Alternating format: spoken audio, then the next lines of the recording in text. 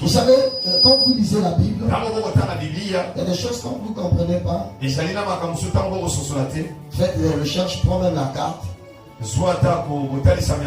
Et surtout aujourd'hui, gloire à Dieu, avec l'outil Internet.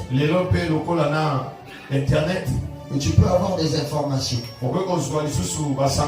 Dans certains lieux où les rois, les chefs, beaucoup de gens là vont se rassembler. Mais ils vont se rassembler sous l'influence des esprits. Quand on lit bien ce texte, nous comprenons même ce qui anime nos chefs. Ce sont ces démons là. Parce que Apocalypse nous dit Dieu a mis dans leur cœur d'exécuter ces deux saints. Jésus, quand Ponce Pilate dit, non, c'est Ponce Pilate qui dit, tu sais pas comment j'ai le pouvoir de te relâcher.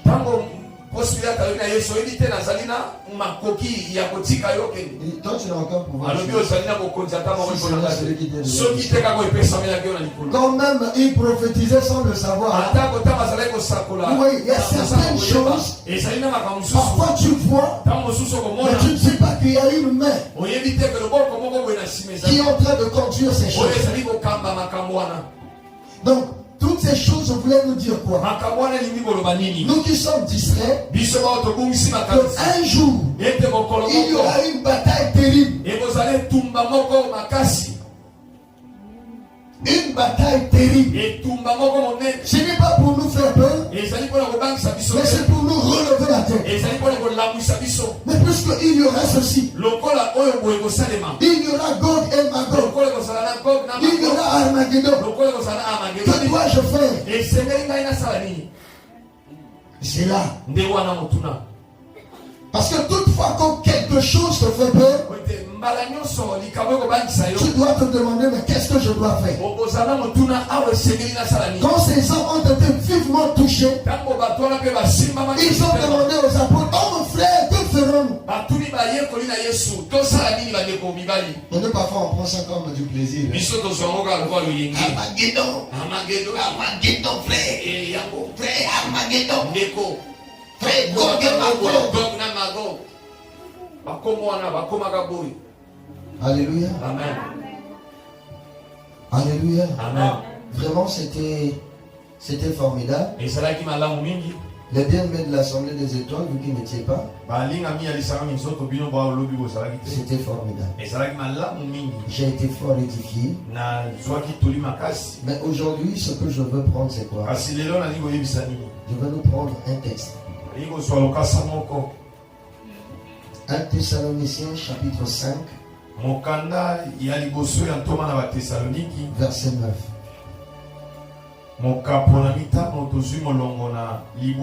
On peut se lever pour honorer la parole. C'est une courte lecture. 1 Thessaloniciens chapitre 5. Bien aimé, lorsque nous parlons de ces choses, il ne faudrait pas que nous nous arrêtons là. Il faut ouvrir une porte pour que les gens entrent. Sinon ça devient comme une intimidation. Vous savez, dans ma petite expérience,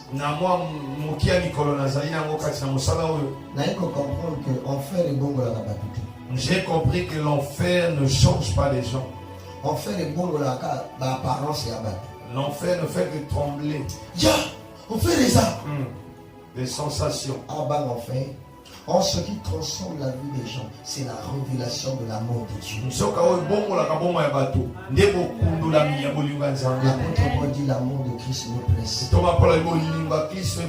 Nous qui avions compris qu'un seul est mort pour tous, donc tous sont morts. Afin que les vivants ne vivent plus pour eux-mêmes, mais pour celui qui est mort pour eux.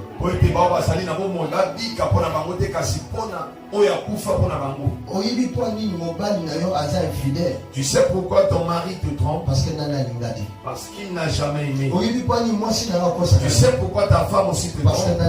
Parce qu'elle n'a jamais aimé. Amen. L'amour arrête l'amour. Le jour où tu vas aimer, tu n'auras plus d'autre envie. Parce que tu as déjà aimé. L'amour est comme de la maison. Dès que le poisson l'a avalé, c'est fini. Il ne peut plus avaler. Infidélité, tout est lié à l'insatisfaction. Or, insatisfaction, elle est normalement aux âmes. Amen. Toute infidélité vient de l'insatisfaction du cœur.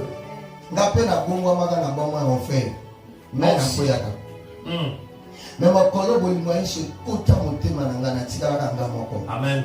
Le jour où l'amour du Seigneur a pénétré mon cœur. Je n'ai pas eu la chance de moment. Moi je sais le Seigneur pas pour plaire aux gens. Mais c'est l'amour de celui qui m'a aimé. Aussi longtemps tu ne rencontres pas cet amour. Tu es un hypocrite. Les églises sont remplies d'hypocrites. Tu vois, il parle là avec l'autre. Il sort là, il commence à méditer. Et pourtant, la médisance, c'est un péché. Et quand l'amour de Dieu te pénètre, l'amour a des yeux. On ne vous trompe pas quand vous dites que l'amour est aveugle. Quand tu vas aimer, tu vas commencer à voir l'homme de ta vie tous les jours. Même si tu te retrouves au barrage de Kinshasa. Alléluia. Amen. Je ne suis pas venu vous parler sur l'amour. Mais je veux vous parler sur l'amour aussi. 1 Thessaloniciens, la Bible dit car Dieu ne nous a pas destinés à la colère, mais à l'acquisition du salut par notre Adonai Yehoshua. Amen. Alléluia. Amen. On peut s'asseoir. Vous voyez, Dieu ne nous a pas destinés à la colère. Il ne nous a pas destinés à Armageddon. Il ne nous a pas destinés, bien aimés, pour Gog et Magog d'Apocalypse là. Dieu ne nous a pas destinés pour le jour de la colère. Parce que ça, ce sont aussi l'une des raisons de l'enlèvement. L'enlèvement, c'est une récompense des fidèles. Dieu ne permettra pas que l'autre voie le feu. Dieu ne permettra pas que le juste Noé puisse voir le déluge. Il est dans l'âge. C'est quoi je vous ai dit? Tout ce qu'on nous a dit là, gardons ça. Mais que cela nous emmène à réaliser que Dieu est amour. Lui, il ne veut pas que nous périssions. Si nous allons périr, c'est parce que nous avons refusé, comme le docteur a dit, le Fils unique de Dieu. Un jour, j'ai scandalisé les gens. Et on m'avait pris là, je devais rendre compte. J'ai dit, est-ce que vous savez que le monde, le péché du monde, le péché du monde existe? Comment tu peux dire de telles choses? Je dis, mais parce que l'agneau immolé a été déjà. L'agneau a été immolé. Quand il est venu, on a dit, voici l'agneau qui ôte.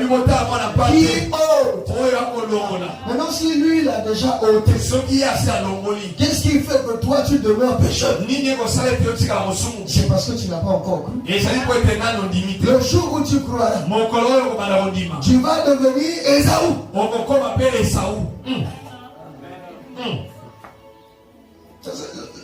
Le problème avec Dieu, c'est quoi? Dieu, le temps de la grâce, c'est un temps où Dieu est devenu vieux, il ne voit plus bien. C'est-à-dire, lui, son problème, c'est seulement de toucher. Si te touche, il voit la peau de Jésus, tu es juste. Tu vas pratiquer toute la loi, tu vas en enfer. C'est ce que beaucoup aujourd'hui sont accrochés. Leurs filles ne changent pas parce qu'ils sont toujours là dans Moïse. Amen. Oh la loi lui-même, elle-même, on dit c'est un pédagogue. Elle t'emmène quelque part. Mais tu es resté esclave. C'est pourquoi l'intérieur ne change pas. Parce que la loi, son problème, c'était seulement faire que les gens te voient. Mais la grâce Dieu donne la grâce, il te demande mais pourquoi tu fais ça? Le problème de Dieu c'est le cœur. Pourquoi tu as fait ça? Pourquoi tu as dit ça? Pourquoi ça? Adam, quand on l'a appelé, on dit où es-tu? Mais quand il s'agit maintenant de notre mère, on dit pourquoi tu fais ça? C'est là ce qui nous a été dit. Vous voyez, je suis marié. Le tribunal. Amen. Parce qu'après là, l'enlèvement, nous allons où? Comparaître. Chacun va rendre compte. Comment il a servi le Seigneur. Mais si ton ouvrage, c'est avec le bois, avec le champ, le foin, le feu brûle. Mais si c'est avec l'or, les pierres précieuses, l'argent, le feu ne peut pas durer. Ça c'est toute œuvre qui a été bâtie pour la gloire de Dieu. Alléluia. Amen. Oui, la colère, oui. Parce que l'ombre nous le révèle. Mais dans la réalité, ce que nous voulons vous dire ce soir, Dieu ne nous a pas destinés à la colère.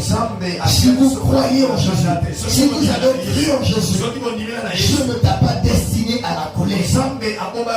Ce que Dieu a préparé pour toi, c'est de faire échapper de la colère, de faire échapper d'Armageddon, de faire échapper de tous ces fléaux qui vont s'abattre sur ce monde. Et comment il a fait? Il a envoyé Jésus mourir à la croix pour endurer la souffrance. C'est pourquoi quelqu'un qui en Jésus ne souffre plus. Quel que soit ce qu'il endure, s'il vit dans la foi, le diable va se fatiguer parce qu'il va réaliser que le monsieur l'a accompli. Alléluia. Amen. Mais le grand problème c'est quoi? Nous voulons savoir que Dieu va brûler le monde. Et parfois même pour les chrétiens on se comporte comme Jonas.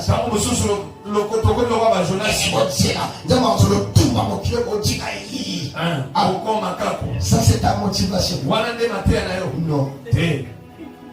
Regardez un homme comme ça, les gens se convertissent, ils se fâchent contre Dieu. Et j'aime toujours quand je parle de la colère de Dieu, que je dise aux hommes que la colère de Dieu, en fait, ce n'est pas que Dieu ne t'aime pas. La colère est aussi l'expression de son amour. Celui qui aime bien, châtie bien. Un jour j'ai fait une ligne quelque part quand je suis allé prêcher. Frère, le modérateur, lève-toi un peu, frère. Frère, la veste là, c'est ta veste, non? Si tu déchires ça, est-ce que la police va venir? Non. Pourquoi? Hein? Parce que c'est pour moi-même. C'est pour toi, hein? C'est pour... Ouais, il précise. C'est pour moi-même. Moi-même. Maintenant la terre là, c'est pour qui? Hein? Non, c'est pas vous, je suis avec vous. C'est pour Dieu, non? Maintenant, s'il veut détruire ça, la police va venir. Mais pourquoi vous ne croyez pas que Dieu va détruire? Il a dit lui-même. Hier, on nous a dit quelque chose là. On a dit quand on veut juger, le juge ne juge pas selon lui ou à sa manière. C'est par rapport à la loi, à la constitution, au code de la famille. Code de la famille, les lois, numéro temps, on a dit ceci. C'est comme vous allez voir, ils ont des gros. Ah, moi j'aime les juges. Ils ont des livres terribles. Tant, alinéa, tant. Les messieurs là, ils sont compliqués. Ils seront sévèrement jugés. Amen. Comme ils jugent les autres là. Un jour, Dieu va leur dire, tu es juge, non? Tu as jugé les gens, mais tu n'as pas cru au monde. Moi, Dieu, j'ai créé le monde. Et vous avez péché. J'ai encore créé quelque chose là, j'ai envoyé Jésus. Je vous ai dit, si vous croyez en lui, vous serez sauvés. Et vous m'avez demandé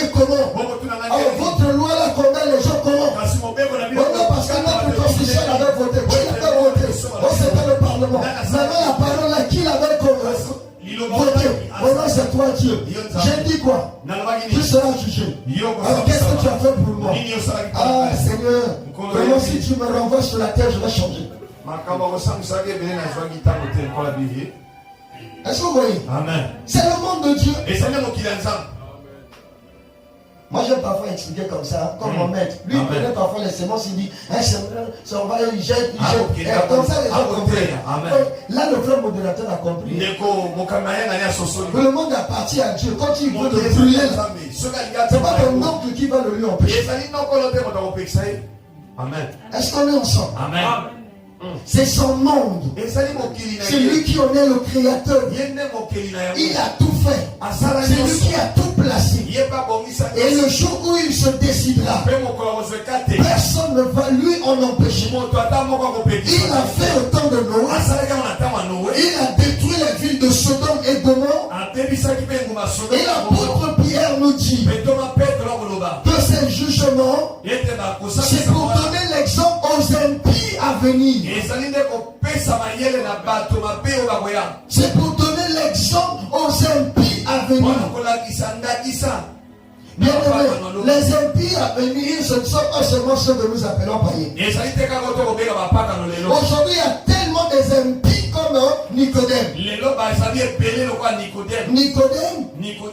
Jésus lui dit, il faut que vous naissiez de nouveau. Vous savez, moi j'ai aimé que ce terme soit vraiment dit à Marie de Magdalene. Qui lui dit, il faut que vous naissiez de nouveau. Mais il va le dire à un enseignant de la loi. Il faut que vous naissiez de nouveau. Il faut que vous naissiez de nouveau. Alléluia.